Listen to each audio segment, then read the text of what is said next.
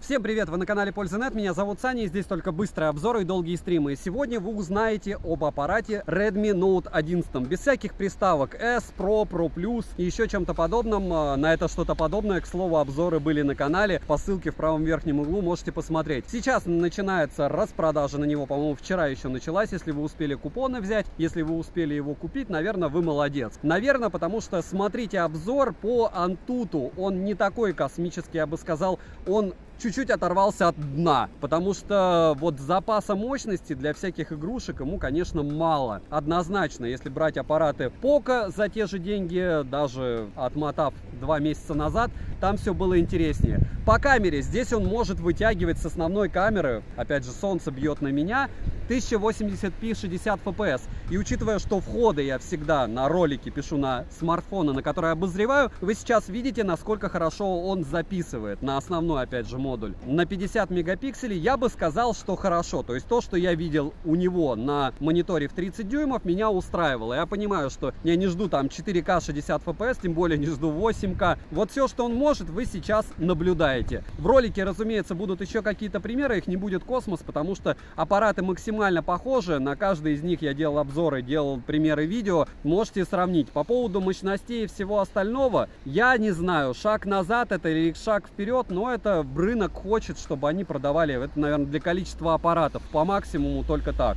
Все будет зависеть от цены, насколько она будет лояльна. Мой прогноз 130-150, я его советую. Дороже я советую сравнивать и думать, потому что есть альтернативы. Realme 8i, Realme 9i, понятно, он уже не на распродаже, но рано или поздно будет. Есть линейки BBK не только от Realme, их можно смотреть так же, как Q3, допустим, были, или IQOO Z. Все это интересно, все это нужно сравнивать, топы, к слову, на канале, поэтому, несмотря на то, что девайс был предоставлен мне производителем, я на вашем месте думал бы, смотрел, опять же, обзоры на девайсы подобных ценовых категорий и ждал презентации, потому что во время презентации цена хороша. С другой стороны, Realme 8i, когда я купил его на сейле за 11 900 при старте продаж, мне продавец просто отказал в том, чтобы его посылать. Он написал: у нас они кончились, и все. То есть вполне возможно, что даже если вы этот телефон купите, вам это дело не пошлют. По поводу магазина, опять же, который продает Xiaomi, напоминаю, что я покупал там 11T, 11T Pro, слали мне и то, и другое 58 дней. Это вот 3 XS за 4 года у меня было.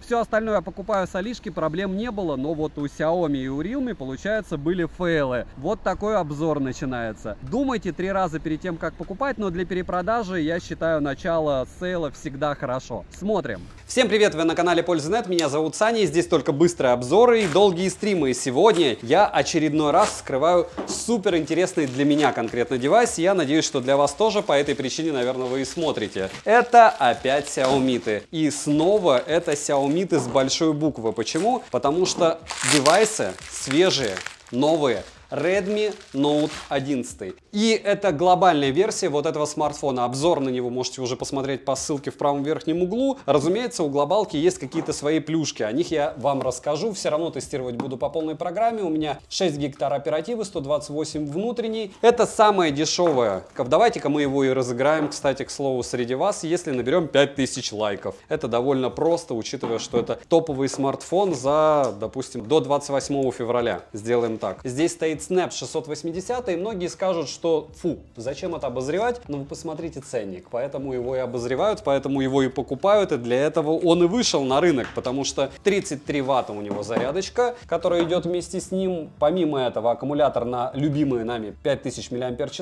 Чехол идет в комплекте. Чехол не самого плохого качества. Делай раз. Камера фронтальная по центру, капелька не работает, просто дырочка. Type-C не лучшей сборки. Ну ладно. Мини-джек, инфракрасный порт. Здесь у нас прорезинено все. 2 физические симки, карта памяти. Молодцы. Толщина аппарата 9,6 мм вместе с блоком камер. Сильно. 8 мм без блока камер. Ширина 73 мм. Высота 159 мм. 178 граммов вес данного девайса. Выглядит лучше, чем это дело, хотя цвет мне нравится меньше. И он меньше, сам по себе по габаритам.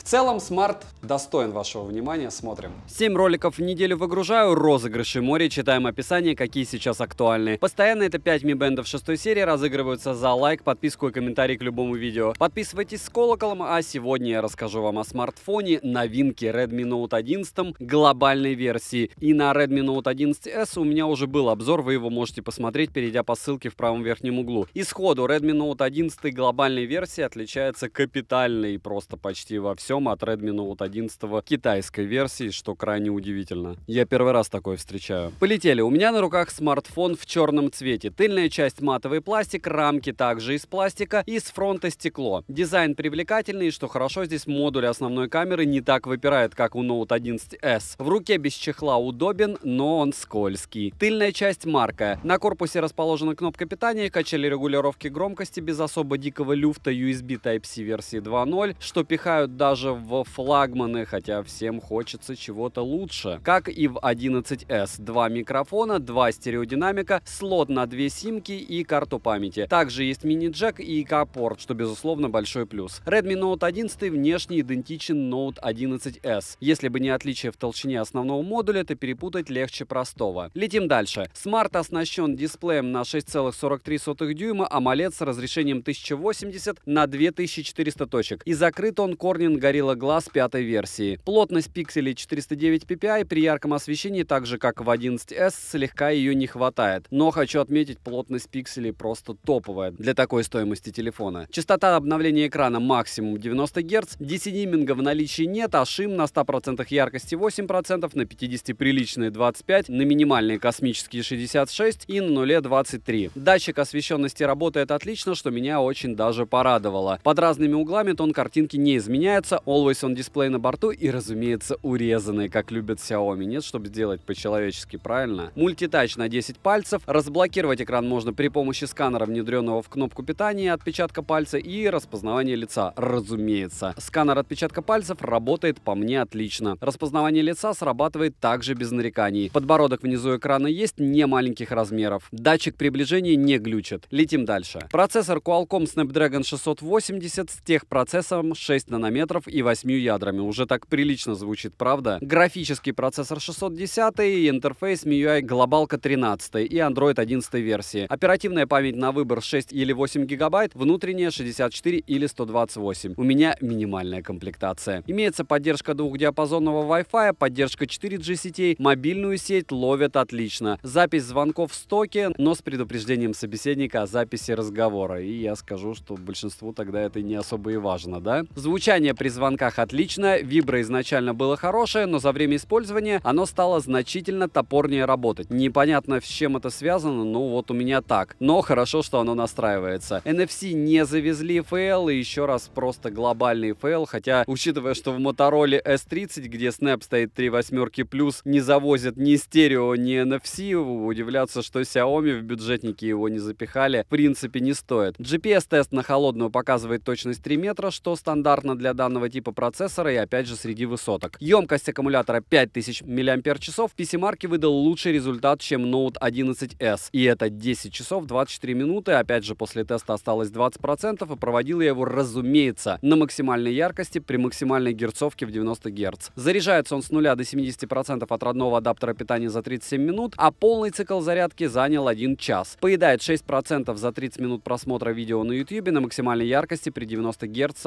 по Wi-Fi. За час игры в Genshin Impact улетает 36% на минимальной графике при максимальной яркости дисплея. Яркость понижал, играть некомфортно, разумеется, даже на минималках. В простейшие игры играть можно, но не больше, максимум там в танке. Ну, конечно, если мы говорим о комфорте, то, наверное, не стоит его игровым называть. Беспроводной зарядки, разумеется, нет, как и нет защиты от влаги. 30-минутный тротлинг-тест на 100 головках выдал следующие результаты. 132 гипса минимально, максимально 180 и в среднем 155. В Geekbench 5 в сингл-коре 347, в мультикоре 1447. 3D Mark, как и Redmi Note 11s, проходить на данный момент отказывается. Может, и в перспективе так тоже будет. В Antutu показал скромные 264 тысячи попугаев, в Storage-тесте показал очень приличные 37 тысяч, и это значит, что внутренняя память здесь хороша и быстра. 45-минутный стресс-тест прошел, результаты сами видите. Неплохо, но хорошо тоже не скажешь. С другой стороны, а что лучше? Летим дальше. Основной блок камер с тыльной отдельной части состоит из 4 модулей и одной LED-вспышки. Основная, разумеется, камера на 50 мегапикселей. Ширик на 8 мегапикселей и 2 затычки по 2 мегапикселя. Макро и датчик глубины. Запись видео доступна в максимальном разрешении 1080p 60 fps, при том, что в 11s максимальное разрешение для съемки на моем экземпляре только 1080p 30 fps. Цифровая стабилизация также есть на основном модуле, но она очень ужасна. Фронтальная камера в средней части экрана по центру, и она на 13 мегапикселей, максимальное разрешение для съемки видео 1080p 30 fps, что неудивительно. Короткие примеры вы сейчас сможете лицезреть. И фронтальная камера Redmi Note 11, только что он безумно лагал, вроде бы все прошло, нужно ему дать подумать после того, как он загрузился. По освещению. Освещение великолепное, никакого солнца нет, но в то же время вы сами видите, что он делает со светом. Не шик, блеск и красоту. Снимаю с одной руки, стабилизация нулевая, 1080p 30 fps. Помню, что это ультрабюджетник. Прям ультра-ультра. Опять же, зачем такое выпускать в 22-м? Но может быть это какая-то замена Redmi 9A тех же. Но мы посмотрим, во всяком случае, когда они выгрузят на него цены. Потому что сколько он стоит, я пока не знаю. Адекватно не буду называть, чтобы не расстраивать ни себя, ни вас. По камерам все максимально бюджетно, супер бюджетно, просто чтобы были как затычки. По всему остальному, ну, чуть лучше дна. Чуть лучше дна. Вот. По роллинг-шаттеру его нет.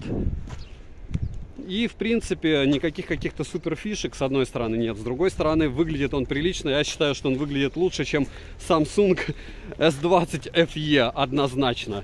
И дороже. Хотя он дешевле в разы. А вот здесь уже серьезная заявка на победу. Снимаю с двух рук. И это Redmi Note 11. Глобальная версия. Особенность в том, что здесь есть возможность снимать уже в 1080p 60 fps. В отличие от пресловутного Redmi 11S. И это хорошо. По поводу того, как он снимает, вы сейчас видите, у меня ощущение, что есть какой-то пропуск кадров. Но опять же, это будет видно исключительно уже на компе, либо при монтаже, потому что невозможно оценивать на телефоне. Это как магия с Pixel 6 Pro, что там все видно великолепно, начинаешь монтировать и понимаешь, что видео как минимум печаль. С фото там пока все неплохо. Вот так вы сможете снимать максимум X6, мыло лютое, но оно в принципе бесполезно практически на всех смартах, даже на флагманах. Я не скажу, что без штатива есть смысл в этих иксах. Вот так в пасмурную погоду в Ленобласти, в Мурино вы сможете радовать картинкой людей, которым вы планируете послать гетто, город, в котором вы живете. К слову, я здесь тоже живу. И пример работы вечерней ночной камеры. Да, она не запотевает, в отличие от X12, но с фокусом у нее творится беда ночью. Я не знаю пока почему. Попробую еще раз запустить. Ну, это странно. Притом, если брать фронталку, такой беды нет, но это шумы. То есть, опять же, вспоминаем тот же Huawei P50 Pro, который, скорее всего, уже на лайв-канале, обзор на то, как я катался к дельфинам в Доминикане. Я хочу отметить, что у него, в отличие от этого смартфона, еще большая беда с фронталкой ночью. Я рядом с океаном это все дело снимал. В целом снимает, видно что-то. И логично, что лучше это никому не показывать, только себе. Ширик, основная камера. Вечер-ночь. Ужасная видимость, но мы же должны проверить, работает ли она ночью. Вдруг она ночью просто говорит: нет, я работать не буду. Ночной автофокус, любимые столбы. И есть раз, есть два и есть три. В целом автофокус, как вы видите, через раз работает. То есть иногда, когда ты запускаешь, все в порядке, иногда, когда ты запускаешь, все печально. Но у основной камеры я скажу, что картинка в принципе даже потребна. То есть если пересматривать все это дело на планшете или на смартфоне, смотрибельно, что удивительно. Чуть не забыл проверить роллинг-шаттер. Роллинг-шаттер отсутствует, и это хорошо.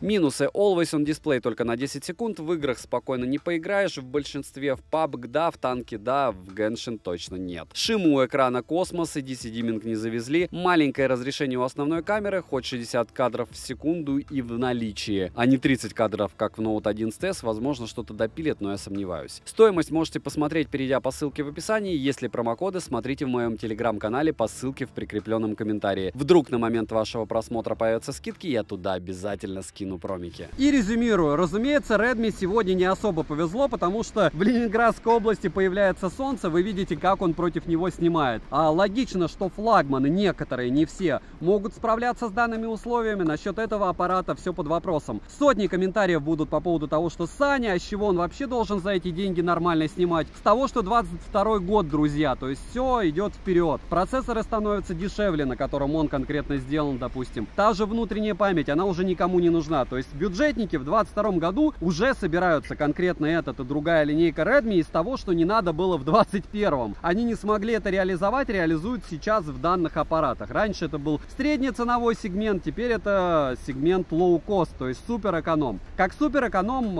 эта линейка у Redmi мне понравилась. Я не могу не сказать ничего плохого, потому что у них основные камеры, в отличие от Xiaomi 12, 12 Pro и X12, не потеют, они не вырубаются, они не лагают. Вроде бы в них все есть входы, выходы и все порты, которые нужны. И за те деньги, за которые они продаются, они своих денег стоят. Молодцы. Если кто-то еще как-то подтянется, хорошо. Но я еще раз напоминаю, не забываем о других концернах, таких как BBK. Если вам не нужны Google сервисы, Huawei, обязательно сравниваем с ними, но сравниваем только во время начала продаж, потому что когда пройдет пару-тройку недель, ценник будет уже другой. Еще раз напоминаю по поводу пресловутого Realme 9i, который я купил за 11 900, а теперь мне придется его покупать за 17,5, чтобы делать обзор. Я не ною, я из разряда логики, то есть 5000 рублей это сальдо между тем, что было до и стало после. Вот они, там 7-8 дней разница. И от меня, к сожалению, это не зависело. То же самое касается Redmi-ков. Если вы приобретете и вам придет он по распродажной цене, вы всегда сможете его скинуть на том же Авито, особо не стоит расстраиваться. Главное, сильно его не бить и не царапать. Но это так, лайфхаки. Почему? Потому что о бюджетниках много не скажет. Работает хорошо, камера снимает отлично, против солнца может снимать. В 2021 году бюджетники этого не могли.